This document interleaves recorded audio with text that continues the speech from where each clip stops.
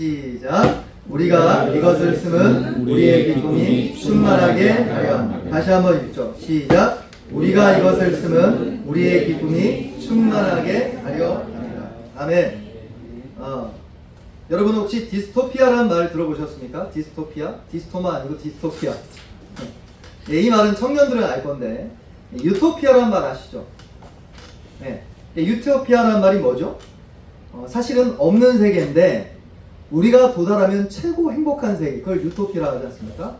유토피아는 디스토피아랑 정반대 개념입니다. 디스토피아가 뭐냐면 유토피아를 굉장히 열심히 추구하다가 결국 실패한 거예요. 그래서 유토피아랑 정반대로 굉장히 어둡고 부정적인 미래 세계를 가리키는 미래 용어입니다. 그러니까 디스토피아란 말이 계속 떠들고 있다는 말은 한국이나 전 세계가 미래 세대는 별로 희망이 없다라고 인식하는 겁니다. 디스토피아에 대한 미래에 대한 예견은 문학과 삶에 전반적으로 스며들어 있는데요. 여러분은 인지 못하겠지만 모두 다가 이 세계 가운데 있습니다. 예를 들어서 십수년 전에 매트릭스라는 영화가 굉장히 인기를 끌었습니다. 여러분 매트릭스 영화를 첫 시작을 보면 어때요? 한 사람이 끌려갑니다. 납치돼요. 납치돼서는 뒤에 딱 꽂으니까 어떻게 돼요? 자기가 살아가는 세상이 가상세계인 거예요. 밥을 먹고 쇼핑하고 여자친구랑 만나고 즐거워하는 세계 가상세계고, 실제 세계는 내가 머리가 빡빡 깎여 있고 감옥에 갇혀 있고 AI가 지배하고 기계가 나를 지배하는 세상인 걸 모르고, 그것도 모른 채 나는 그냥 꿈에서 꽂혀 있는 채 꿈에서, 그걸 이제 디스토피아적인 세계의 미래라고 얘기를 하는 겁니다. 즉 AI 기계가 인류를 지배하는 그런 매트릭스가 전체 배경이라는 거죠. 여러분 디스토피아적인 미래를 얘기하는 것은 영화뿐만 아니라 이를테면 1984라는 소설에도 나와 있고, 멋진 신세계라는 소설 읽어보셨나요? 그리고 이제 유명한 조지 오웰의 동물농장에도 그려져 있습니다. 이 세 작품이 가장 유명한데요. 이게 20세기 후반에 나왔어요. 1980년도에 나왔습니다. 근데 놀라운 건 이 예측이 거의 맞아 떨어지고 있다는 겁니다. 그래서 사실 여기 소설의 핵심은 뭐냐면 AI와 기계 개발로 인해서 큰 정부가 들어선다는 겁니다. 그걸 이제 빅 브라더라고 하는데, 크다라는 뜻이죠. 근데 그 빅 브라더가 전체주의 정부인데, 이 정부가 AI와 기계를 통해서 개인의 자유와 행복을 빼앗는 세계를 그리고 있다. 이게 이 소설의 전말입니다. 근데 이게 21세기 우리 사회에도 어느 정도 타당하다고 생각할 수 있습니다. 여러분 사피엔스라는 소설 읽어보신 적 있으세요? 아마 뭐 이렇게 이제 광고 시간에 들었을 겁니다. 이 소설은 유대인 학자인데 유발 하라리라는 사람이 쓴 소설입니다. 유명해졌습니다. 근데 이 사람이 예루살렘 교수예요. 근데 이 사람이 정확하게 미래에 대해서 똑같이 예측합니다. 미래를 인공지능과, 우리 인공지능 있죠? 시리아 지금 나오잖아요. 애플이니까 시리 반응을 한 거예요. 또 뭐로 해요? 빅스비? 네, 반응을 해요. 네. 그러니까 이런 인공지능과 알고리즘이 여러분의 인생을 상상하기 힘들 정도로 바꿔놓을 거라고 유발 하리가 예측했습니다. 근데 그게 뭐냐면 데이터의 선정과 활용을 통한 권력을 활용하는 거죠.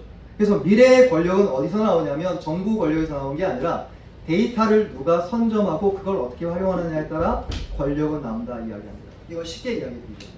여러분이 뭘 검색하잖아요. 컴퓨터에 검색하잖아요. 그러면 검색한 데이터를 누가 갖고 있을까요? 여러분 구글을 사용하세요? 아니면 네이버를 사용하세요? 여러분의 검색의 모든 용어를 네이버가 다 갖고 있어요. 여러분 아셨어요? 다음으로 검색하면 다음 회사가 다 갖고 있어요. 여러분이 뭘 고민하는지 회사가 안다는 뜻이에요. 그래서 문자나 카톡이 나와요. 갑자기 나 필요했는데 대출 나 필요했는데 자녀 고민 나와요. 이걸 어떻게 알았을까? 왜냐면 여러분이 검색하는 데이터를 회사가 갖고 있고 그거를 전체적으로 종합한 다음에 여러분에게 구미가 당길 만한 정보를 데이터에 여러분에게 줍니다. 예를 들죠. 유튜브에 여러분 찬양을 틀잖아요. 찬양 무슨 찬양. 그죠? 그러면 나 그거 검색 안 했는데 다음날 유튜브를 딱 눌렀는데 그런 비스무리한 찬양이 떠요. 왜 그런지 아십니까? 알고리즘이라는 게 그런 의미입니다. 즉 알고리즘이라는 게 딴 게 아니고 데이터를 종합해서 여러분의 구미에 당길 만하게 던지는 겁니다. 근데 그걸 어떻게 하냐? 회사가 그걸 갖고 있다는 겁니다. 근데 문제는 데이터가 축적될수록 데이터를 갖고 있는 누군가가 그 정보를 조작할 수 있는 위험은 늘 있는 겁니다. 여러분과 제가 생각이 안 바뀌는 이유는 예전에는 책을 통해서 여러분이 적극적으로 정보를 취합합니다. 누군가가 정보를 알려주기를 기다리지 않아요. 그래서 도서관 갑니다. 가서 여러분이 필요한 정보를 여러분이 직접 취합니다. 근데 지금은 안 그렇습니다. 책을 안 읽습니다. 여러분의 정보를 어디서 얻습니까? 유튜브에서 얻습니다. 여러분의 정보를 어디서 얻습니까? 뉴스에서 얻어요. 고작. 제가 열어볼게요. 뉴스의 앵커가 말하는 게 다 정보입니까? 진리입니까? 아니죠. 아닐 수 있는 가능성이 있죠. 그 사람의 생각이죠. 유튜브에서 말하는 게 다 정답입니까? 아니죠. 그 사람의 주장이죠. 그럼 여러분과 저는 어떻게 합니까? 생각을 멈추고 수동적으로 누군가가 알려주는 알고리즘 정보 검색에 따라서 여러분의 생각은 정형화되고 여러분의 생각과 감정은 정해진다는 겁니다. 이걸 이제 유발 하라의 역사학자가 분석해서 이렇게 이야기해요. 그래서 이제 역사학자인 유발 하라가 뭐라고 하냐면, 물론 다 뭐 받아들일 건 아니지만 이렇게 이야기합니다. 미래에 가장 중요한 게 뭐냐라고 할 때 이렇게 이야기합니다. 정신 건강과 감정 지능이 그 어느 때보다 요구될 거다. 네, 정신 건강, 감정 지능. 왜죠? 여러분에게 TV, 핸드폰만 딱 열면 막 정보가 쏟아져요. 내가 안 들어도 될 이야기가 막 곳곳에 쏟아져. 그걸 검색한 거예요. 나도 모르게. 그러니까 모든 정보에 여러분의 감정은 요동칩니다. 요동치죠. 에덴 컬처라는 책을 쓴 사람이 있는데, 요하네스 하르트리라는 미래학자입니다. 근데 이 사람이 이거에 대해서 평가하기를 이렇게 이야기합니다. 들어보십시오. 정확히 이런 능력을 키워야 인간은 데이터 조작에 휘둘리지 않고 스스로 생각하고 느낄 수 있다. 상황을 감정적으로 다스리며, 다스리는 게 포인트예요. 자신의 느낌과 생각을 안정적으로 정리해 표현할 수 있는 능력이야말로 미래의 결정적인 성공 요인이다. 또는 정확히 이 능력이 우리 인간이 컴퓨터에 굴하지 않고 우위에 서게 만들어준다고도 말할 수 있다. 인류의 미래에 관심을 가지는 사람은 이 주제를 피해갈 수 없다. 제가 좀 충격적인 뉴스를 봤는데, 우크라이나하고 이제 러시아가 전쟁하잖아요. 너무 놀란 것은 예전에 90년대 초반에 예측했던 건데, 스타워즈라는 영화 아시죠? 거기서 기계가 사람을 죽이잖아요. 클론이란. 실제로 우크라이나 전쟁과 러시아 전쟁이 뭐가 지금 되고 있냐면, 우크라이나 군인 수가 러시아 군인보다 형격이 작습니다. 근데 러시아가 많겠죠? 근데 그걸 커버하기 위해서 기계를 활용한다는 거예요. 실제로 전투가 일어났어요. AI 기계 로봇이 가서 러시아 군인들을 죽이고 이렇게 쓰러져 있는 군인들을 막 죽이기 시작한 거예요. 근데 그거를 사람이 뒤에서 조종하고 있어요. 충격적이죠. 여러분이 쓰는 유튜브, 스마트폰, 여기 제가 쓰는 아이패드, 이게 얼마나 무시무시한지 몰라요. 그런 세계 가운데 삽니다. 그러니까 이 미래학자가 뭐라고 이야기하냐면, 인류의 미래에 관심을 가지는 사람은 이 주제를 피해갈 수 없는 거예요. 기계가 어떻게 나를 조작할까? 그리고 그 기계를 사용하는 어떤 권력자가 나의 생각과 감정과 내가 원하는 바를 조작할까? 여러분 생각해 보신 적 있나요? 왜 뜬금없이 오늘 말씀에 이런 이야기를 길게 하실까? 그래서 이렇게 이야기합니다. 하지만 안정적인 내면이란 무엇인가? 그런 데이터 조작에 흔들리지 않은 안정적 내면 이야기합니다. 내면의 안정성은 어디서 비롯될까? 네, 오늘 저는 이 미래학자가 추산하는 미래 안정적인 내면의 안정성은 어디서 비롯될까라는 질문에 대답해 보고자 합니다. 왜냐하면 오늘 말씀은 디스토피아적인 어두운 미래를 그리는 세상 가운데 하나님께서 주시는 저와 여러분의 메시지이기 때문에 그렇습니다. 요한일서 1장 4절 한번 보시죠. 다시 한번 읽겠습니다. 시작. 우리가 이것을 쓰면 우리의 기쁨이 충만하게 함이라. 아멘. 기쁨이 여러분을 안정 가운데 있게 한다, 이런 뜻이죠. 먼저 기쁨을 좀 먼저 나누겠습니다. 따라합시다. 기쁨은 성경적 감정이다. 성경은 감정을 정죄하지 않습니다. 반대로 감정적이지 않은 걸 정죄합니다. 왜냐하면 하나님의 형상 중에 하나이기 때문에 그래요. 하나님은 기뻐하십니다. 아멘이죠. 아멘. 하나님은 즐거워하십니다. 여러분도 즐거워하길 바랍니다. 빌립보서 4장 4절에 따라합시다. 주 안에서 항상 기뻐하라. 네, 항상 기뻐하라. 성경이 명합니다. 요한복음 15장 11절에도 너희의 기쁨을 충만하게 하기 위해서 내가 왔다, 이렇게 이야기합니다. 즉 예수님이 오신 것은 기쁨을 충만하게 하기 위함이다 이야기합니다. 성경을 하나 찾아보죠. 사도행전 5장입니다. 찾아보세요. 사도행전 5장입니다. 사도행전 5장 보시죠. 40절입니다. 5장 40절. 5장 40절. 40절에서 42절입니다.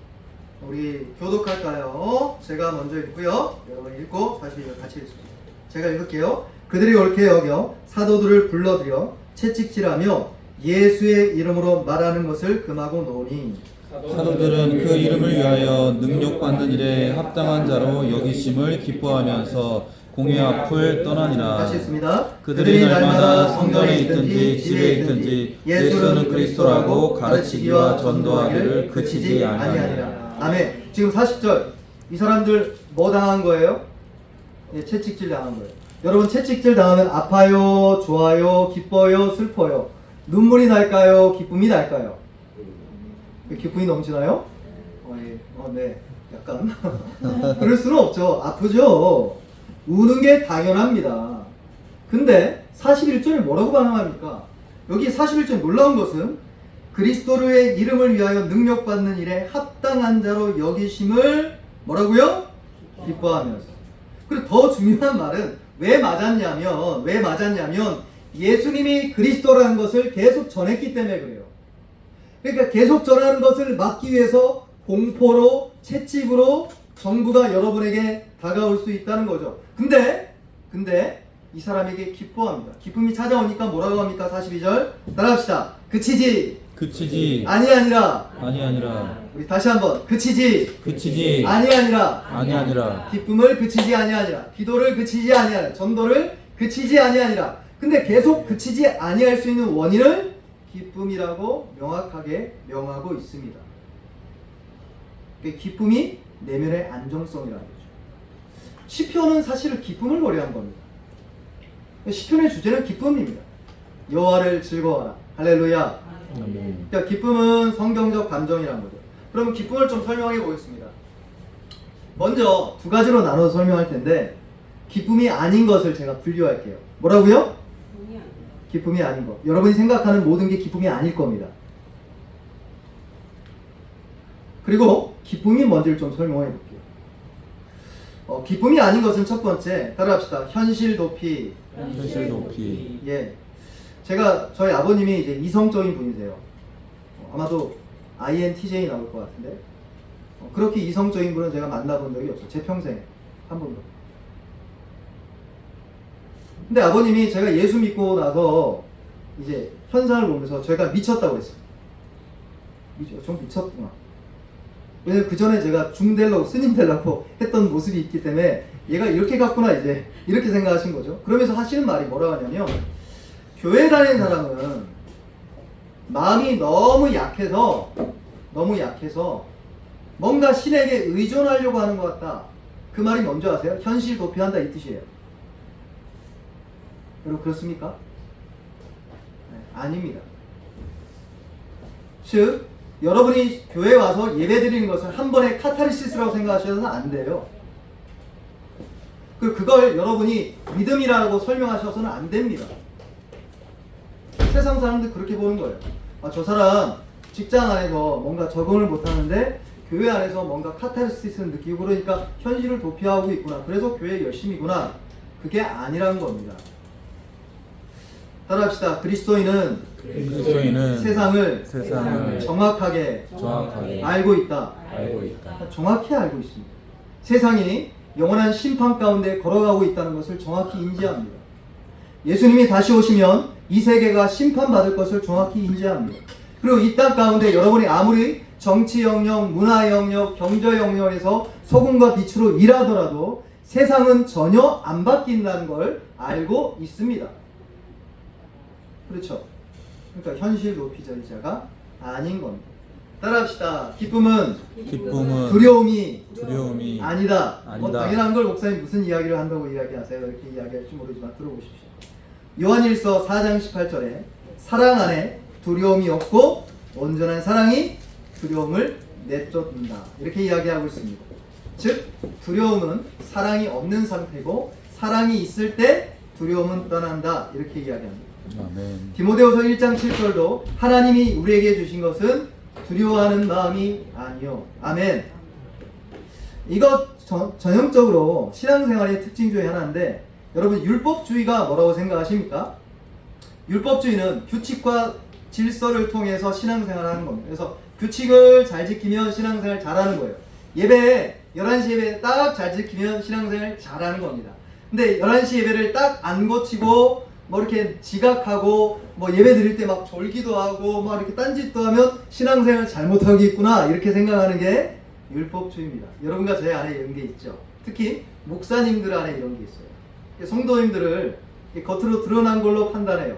기도하는 시간들 지켜면 저분 믿음이 있구나. 여러분 그럴까요? 그렇게 간단할까요? 믿음이 있는지? 사실 율법주의란 게 어디서 기인하냐면 따라합시다. 율법주의는 두려움에서 시작된다. 정확하게 율법주의는 두려움 때문에 시작되는 겁니다. 내가 세상 가운데 빠질까봐, 내가 뭔가 이걸 안 지키면 하나님에게서 떠날까봐. 그 대표적인 게 수도원 운동이죠. 그래서 수도사들이 어디 가요? 죄 안 지려고? 먼 산에 가요. 기도원 너무 많이 가. 저도 기도원 참 좋아하긴 하는데 자주 가면 안 돼요. 헷갈려. 내가 기도원에 있을 땐 내가 깨끗한 줄 알아요. 그래서 한 번씩 와야 돼. 오면 어떻게 해요? 정신이 차려져요. 제가 한 예를 들게요. 뭐 이제 덕스럽지는 않을 수도 있겠지만 제가 이제 목사 안수 받기 전에 강도사, 우리는 강도권이 있잖아요. 그래서 강도사 때 목사 안수를 받기 전에 이제 제가 담임 목사님한테 이야기 드리고 금식 기도를 좀 하고 싶습니다. 그래서 금식 기도를 처음 했어요. 그래서 아내한테 이제 물어보니까 며칠 할까 기도하다가 3일이 적당한 것 같다 이야기하고 제가 아내한테 순종을 잘해서 3일. 그럴 수밖에 없는 게 화수목 이거 금요일날 또 사역해야 되니까. 그래서 목사님한테 허락을 받고 부산에 있는 부전교회 기도원에 갔어요. 3일 동안 기도를 했는데 첫 3일 금식인데 하나님이 얼마나 은혜를 주시던지 막 기쁨이 넘치고 내가 진짜 신령한 하나님의 사람이 됐구나. 드디어 이제는 기도하는 하나님의 종이 됐구나. 능력의 종이 됐구나 생각했는데 아내가 이제 나를 맞으러 왔어요. 맞으러 왔는데 신혼초니까 신혼촌이 양해하고 들으세요. 지금은 안 그렇습니다. 물론 그런 면도 있겠지만 아내가 마음에 안 드는 면이 있어. 근데 금식을 3일을 했는데 먹은 것도 없는데 막 올라오는 거예요. 여러분 제가 물어볼게요. 여러분 어떻습니까? 여러분 율법주의가 규칙과 규정을 내세워서 여러분이 막 억압하는 게 여러분의 모습일까요? 사실 두려움은 율법주의에서 기인한다는 겁니다. 긍정적인 설명을 좀 해볼게요. 여러분 기쁨이 옵니까? 한번 옆에 있는 분한테 기쁨을 설명해 보라고 하면 한번 해보실래요? 한번 잘 설명할 수 있을 것 같으세요? 기쁨은 이렇게 얼핏 듣기에는 설명이 간단하다고 생각해요. 뭐 기쁜 거지 뭐. 기쁨이 기쁨이지 뭐. 그렇게 생각하겠죠. 근데 좀 신중히 한번 접근해 보자고요. 쉽지 않습니다. 예를 들어서 고린도전서 13장 있죠. 고린도전서 13장이 무슨 장입니까? 사랑자. 네, 사랑장이죠. 사랑자 한번 살펴볼까요? 사랑 설명 쉽잖아요. 사랑은 사랑이지 뭐. 근데 그렇게 설명하지 않아요. 한번 보세요. 고린도전 13장 한번 보시죠. 간단치 않다는 걸 제가 설명드리는 겁니다. 고린도전서 13장 보세요.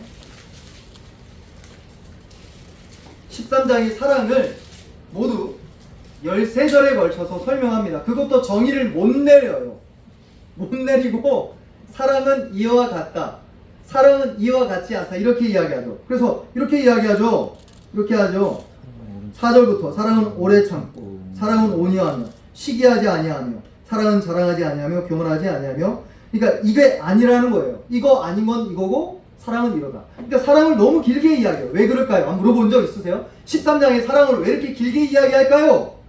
답은 한두 마디로 설명하는 게 불가능하기 때문에 그렇습니다. 이렇게밖에는 설명이 안 되는 거예요. 네, 그래서 한 장 전체를 설명하는 겁니다. 근데 똑같이 기쁨도 똑같습니다. 기쁨도 한두 마디로 설명이 불가능한 폭넓은 겁니다. 여러분, 예수님처럼 기쁨을 누린 분은 없습니다. 아멘이죠? 근데 예수님이 이 땅 가운데 계셨을 때 기뻐하시고 웃으셨다는 흔적이 없어요. 근데 반대로 예수님이 우셨다라는 기록만 있습니다. 예수님이 슬픔의 사람입니까? 기쁨의 사람입니까? 간단치 않죠. 네, 기쁨은 간단치 않습니다. 네, 그러니까 기쁨은 단순히 막 즐거워가지고 깔깔깔깔 대면서 막 돌아다니는 것을 기쁨이라고 말하지 않습니다. 따라합시다. 경박한 쾌활함. 경박한 쾌활함. 이건 기쁨과 관련이 없습니다. 즉 피상적 기쁨이 아니라는 거죠.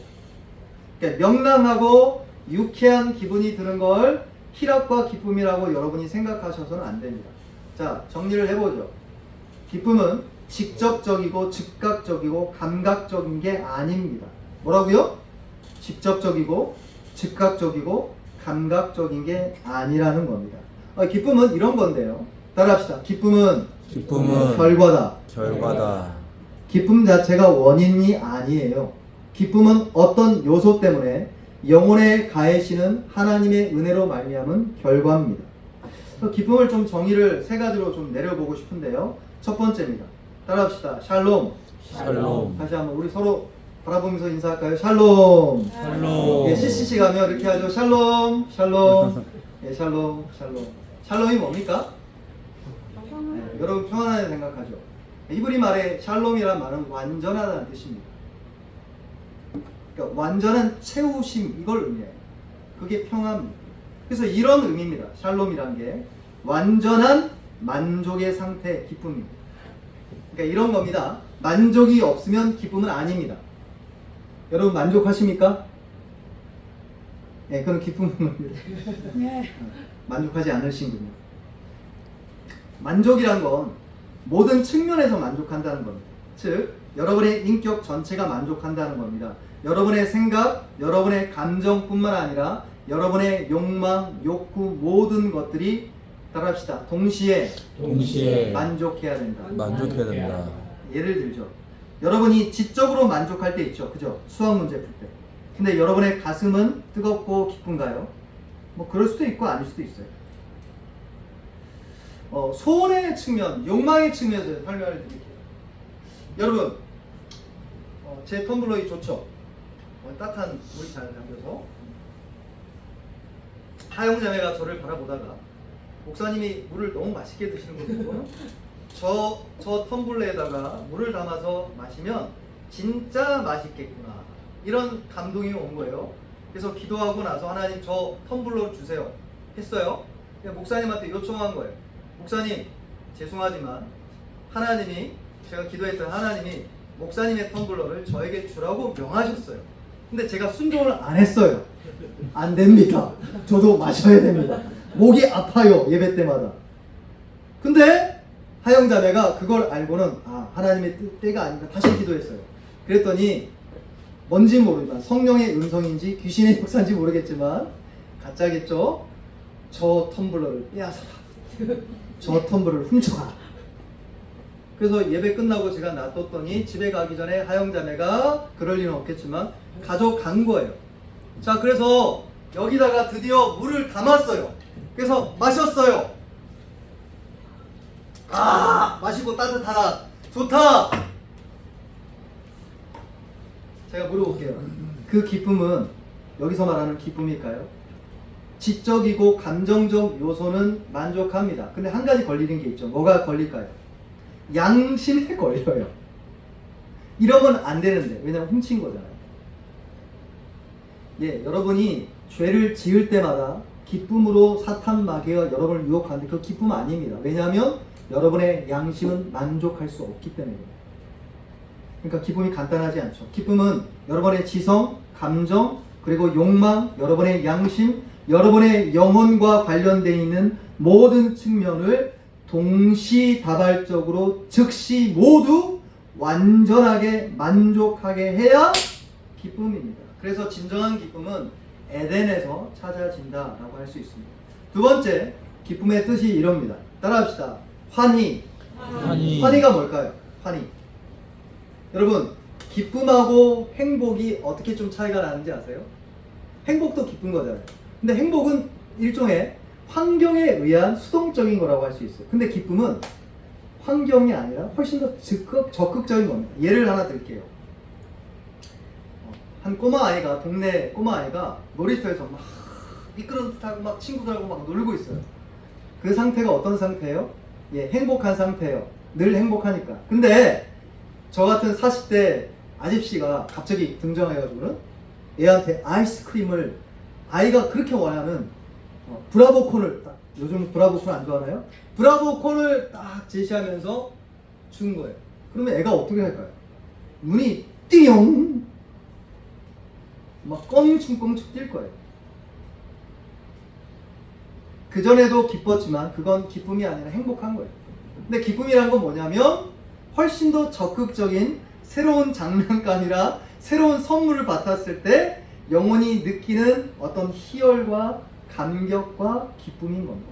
주체할 수 없는 적극성이 담겨있는 세 번째 정의입니다. 세 번째 정의입니다.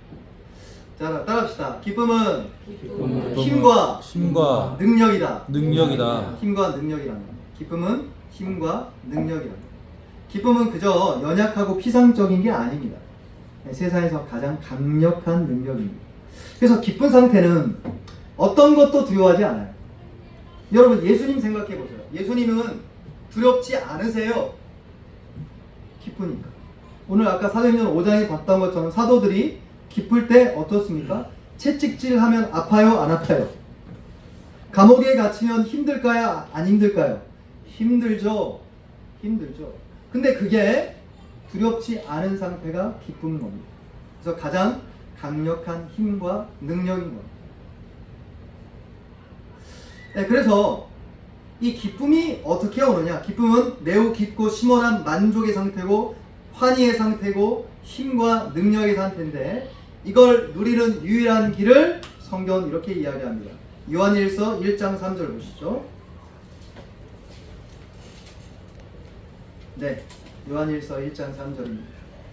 이 이야기를 하고 싶어서 기쁨을 나누는 겁니다. 요한일서 1장 3절. 여러분들이 좀 읽어주세요. 시작. 우리가 보고 들은 바를 너희에게도 전하면 너희로 우리와 사귐이 있게 하려 함이니 우리의 사귐은 아버지와 그의 아들 예수 그리스도와 더불어 누림이라. 네, 우리가 사귀자. 전도하는 목적은 우리가 사귀고 싶다. 근데 우리 사귐 특징이 있어. 코이나리아인데 이 사귐이 특징이 있는데 우리만 서로 교제하는 게 아니라 우리의 교제권 안에 흔들리지 않은 교제하는 대상이 있다. 이렇게 이야기합니다. 그분이 누굽니까? 하나님 아버지와 예수 그리스도, 그분이 직접 우리와 사귀고 누리고 있다. 할렐루야. 아멘. 이 이야기를 하고 싶은 거예요. 즉 그래서 4절에 우리의 기쁨이 충만하다라고 설명하는 겁니다. 그러니까 기쁨은 가장 강력한 힘과 능력이요, 기뻐하는 상태요, 완전한 만족의 상태인데 이 기쁨은 딱 한 가지 원인에서 찾아온다는 겁니다. 하나님과의 교제에서 주어진다라는 겁니다. 따라합시다. 기쁨은 하나님과 동행해야 한다. 동행해야 한다. 하나님하고 동행하지 않으면, 다르게 이야기해서 여러분에게 희열과 쾌락과 즐거움은 있을 줄 모르지만 기쁨은 없다, 이 뜻입니다. 요한일서 1장 4절 한번 보시죠. 요한일서 1장 4절 같이 읽습니다. 시작. 우리가 이것을 쓰면 우리의 기쁨이 충만하게 하려 함이라. 여기에 주목할 두 가지 단어가 있습니다. 따라합시다. 충만. 다시 한번 충만. 그리고 안타깝게도 한글 성경에는 번역이 안 돼 있는데요. 번역 원래 원어 성경은 이렇게 돼 있습니다. 따라합시다. 남아있다. 다시 한번 남아있다. 그래서 좋은 번역은 이렇게 번역하는 게 더 좋은 번역입니다. 우리가 이것을 쓰면 우리의 기쁨이 충만하게 여전히 남아있게 하려 하니라. 이 말이 좀 더 정확한 번역입니다. 여러분, 남아있다는 것은 계속 유지되고 있다는 뜻입니다. 아멘? 환경은 계속 바뀌어요. 환경은 전쟁이 날 때가 있고 안 날 때가 있어요. 대한민국이 70년 동안 전쟁이 안 났죠. 평화를 유지했습니다. 근데 이게 당연한 거라고 생각해요. 근데 저희 아버지 할아버지 때만 해도 그거 당연한 거 아니었어요. 전쟁은 언제든지 있다였어요. 그러니까 평화로울 때가 있고 전쟁의 상황이 있고 기근의 상황이 있는데 환경은 계속 바뀌어요. 여러분이 걸어가는 그리스도인의 환경은. 근데 여전히 충만한 기쁨은 여전히 남아있다. 아멘. 그 근거가 하나님과 교제에 있다는 겁니다. 전쟁의 상황에서 폭탄이 떨어지고 기근의 상황이, 사실 우리가 코로나 얼마 전에 겪었잖아요. 코로나가 언제 끝났죠? 22년도 끝난 것 같아요. 그죠? 한 1년밖에는 안 지났어요. 근데 우리 어때요? 기억이 안 나. 그때 코로나 3년 딱 걸렸어요. 이야, 예전에 전문가 예측이 맞았더라고요. 처음에 코로나가 2020년 1월에 시작됐거든요. 1월 말 제가 정확히 기억합니다. 왜냐면 그때 태국 선교하는 청년들 데리러 인천공항 갔다가 그 말이 돌기 시작했어요. 그리고 제가 코로나에 3개월 후에 한번 알았다가, 그리고 중간에 죽을 뻔해서 의정부 성모병원에 한 달 갇혔다가, 코로나 마무리될 때쯤 동안 저 3번 걸렸어요. 3번. 근데 코로나 걸렸을 때 여러분 어떠셨어요? 그때 나이가 많은 권사님이든 믿음이 좋은 전도사님이든 모두 어떤 생각을 했냐면, 마지막 때가 왔나? 그런 설교 엄청 하셨어요. 종말론도 설교하시고 목사님. 그죠? 이제 우리는 괜찮은데 우리 아이들 어떡하지? 그래서 막 이렇게 성도님들이 미리 마스크도 사고, 우리 마스크 사려고 줄도 서고 그랬잖아요. 네. 상황은 계속 바뀌어요. 코로나가 다시 올 수도 있고요. 전쟁의 상황이 국면이 전환될 수도 있고, 여러분의 자유가 진짜 기계에 의해서 여러분의 자유가 억압되고 정보가 데이터가 조작되면서 여러분이 아무것도 할 수 없고 예배도 못 드리는 상황이 올 수도 있습니다. 근데 묻습니다. 여러분은 그때도 기뻐할 수 있을까요? 예, 성경 분명히 이야기합니다. 기뻐할 수 있다. 아멘. 뭐만 되면, 하나님하고 교제하기만 되면 기쁨은 유지되며 충만하다가 성경의 메시지입니다. 기쁨은 유지됩니다. 근데 다만 우리가 기뻐하지 않는 이유는 하나님하고 교제하지 않기 때문에 그렇습니다. 정확히. 네덜란드 태생의 유대인 여성이 있는데, 이분이 이름이 에티 힐레솜입니다. 따라합시다. 에티 힐레솜.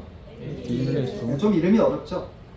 1914년도에 태어난 사람입니다. 근데 이분이 1943년도에 돌아가셔요. 어디서 돌아가시냐면 독일 아우슈비츠 수용소에서, 가스실에서 29에 죽습니다. 살해당하죠. 이분이 네덜란드 태생인데 독일에 있는 사람이었죠. 근데 이분이 유명해진 게, 여러분 아시죠? 안내일기 아시죠? 모르는 사람 청년도 있군요. 요즘은 안내일기 그런 거 안 하니까. 전쟁이 끝났다고 착각들 하니까. 아니요. 전쟁은 언제든 시작될 수 있습니다. 근데 안내일기처럼 유명한 이유가 이 사람이 남긴 일기 때문이에요. 근데 이 사람이, 이 여자가 29밖에 안 되는 여인이 수용소에서 죽음을 기다리면서 자신의 내면의 평온함을 놀랍게 그린 일기가 발견되고 유명해집니다. 근데 원래는 그렇지 않았어요. 이게 이 에티힐레솜이 원래는 세속적인 유대인 가문에 태어났는데 자신의 가족들이 겉으로만 이렇게 뭐랄까 평온한 척 꾸미는 모습 때문에 염증을 느낍니다. 청년 때. 그래서 이 자매가 이런 생활이 너무 무의미하니까 가족들의 품을 떠나요. 그러니까 유대인 회당 예배에서 떠나죠. 그래서 독립합니다. 독립해서 뭘 추구하냐면 처음에는요, 세상의 성적인 쾌락을 추구합니다. 그래서 연애를 막 하는 거예요. 남자를 이 남자 저 남자, 이 남자 저 남자, 그 남자 저 남자 막 사귀는 거예요. 그래서 뜨거운 연애 행각으로 이렇게 자신의 가슴을 채울까를 고민하죠. 20대 청년 때 그러죠. 여자친구 만나면 내 갈망과 내 이 슬픈 상황이 해결될까? 예, 제가 예언을 해드릴게요. 승준아, 예언을 해드릴게요. 해결되지 않습니다. 하영자매, 해결 안 됩니다. 결혼하면, 내가 총각 때 그러죠. 결혼하면, 이야, 나는 이제 새로운 삶이야. 예, 착각하지 말기를 바랍니다.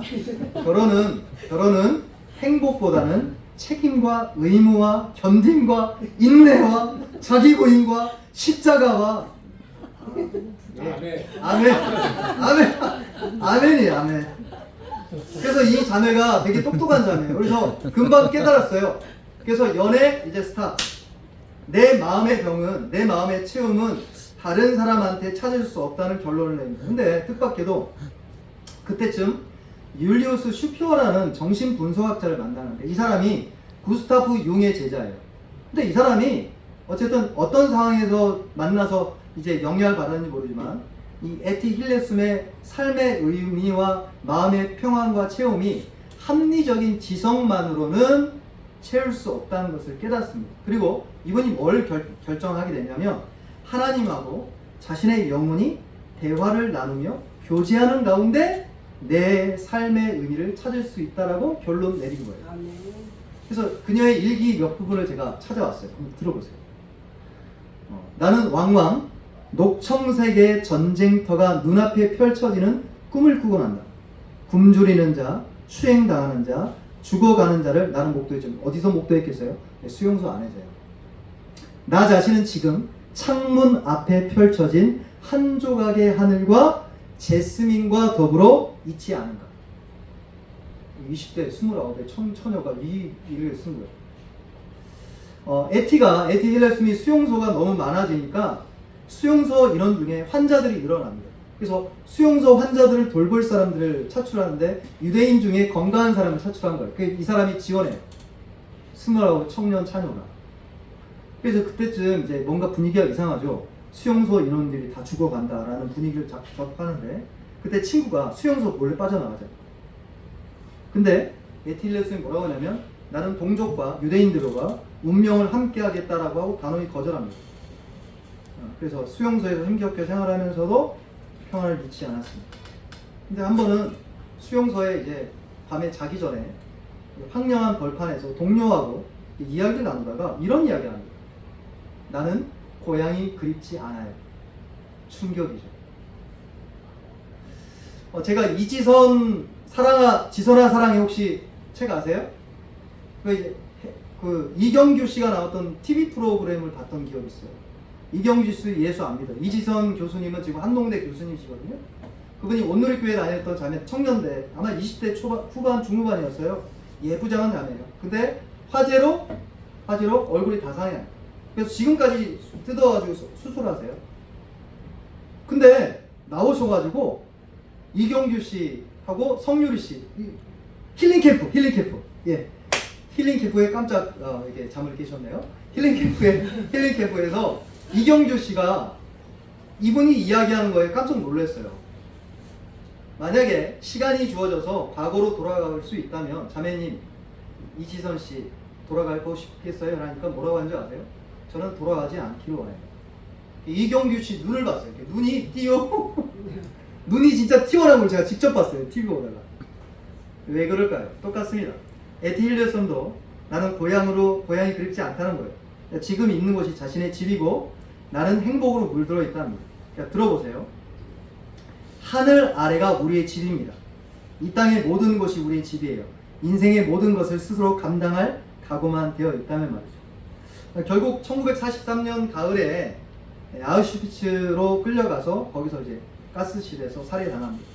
근데 화물칸에 실려서 죽음을 바라보고 사람들 틈에서 에티가 조금도 주눅들지 않습니다. 그리고 평온함을 누립니다. 그때 일기가 있는데 이렇게 되어 있습니다. 나는 홀로 있지만 마치 두 인격체가 한 몸을 이룬 것처럼 서로 쓰다듬고 안아주면서 기분 좋은 온기를 느낀다. 나 자신과의 내밀한 대화는 내 안에 따뜻한 온기를 지킨다. 나는 홀로 있어도 나 자신과 충분한 대화를 나누기에 얼마든지 잘 지낼 수 있다. 예, 말씀을 마무리하겠습니다. 사실 에티 힐레숨이 진짜 예수님을 인격적으로 만났는지 하나님을 아는 사람인지는 사실은 몰라요. 모릅니다.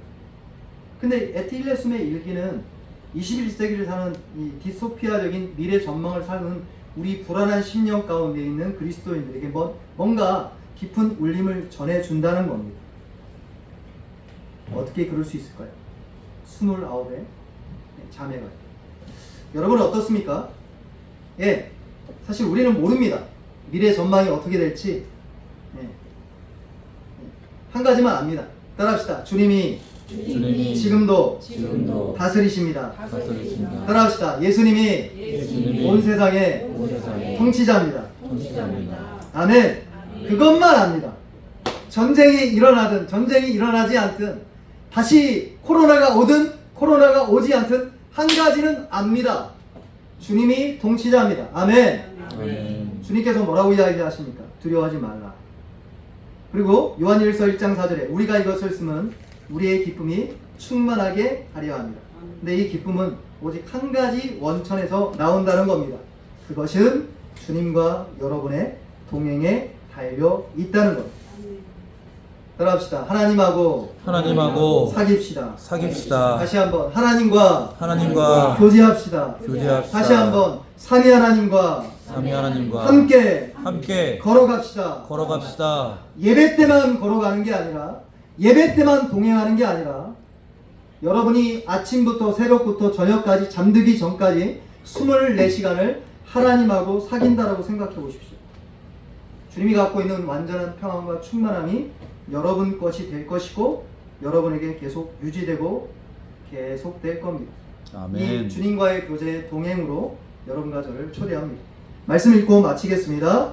요한일서 1장 1절에서 4절입니다. 요한일서 1장 1절에서 4절 같이 읽죠. 시작. 태초부터 있는 생명의 말씀에 관하여는 우리가 들은 바요 눈으로 본 바요 자세히 보고 우리의 손으로 만진 바라. 이 생명이 나타내신 바 된지라. 이 영원한 생명을 우리가 보았고 증언하여 너희에게 전하노니 이는 아버지와 함께 계시다가 우리에게 나타내신 바 된 이시니라. 우리가 보고 들은 바를 너희에게도 전하면 너희로 우리와 사귐이 있게 하려 함이니 우리의 사귐은 아버지와 그의 아들 예수 그리스도와 더불어 누림이라. 우리가 이것을 쓰면 우리의 기쁨이 충만하게 하려 함이라. 아멘. 우리 기도합시다. 함께 기도하죠.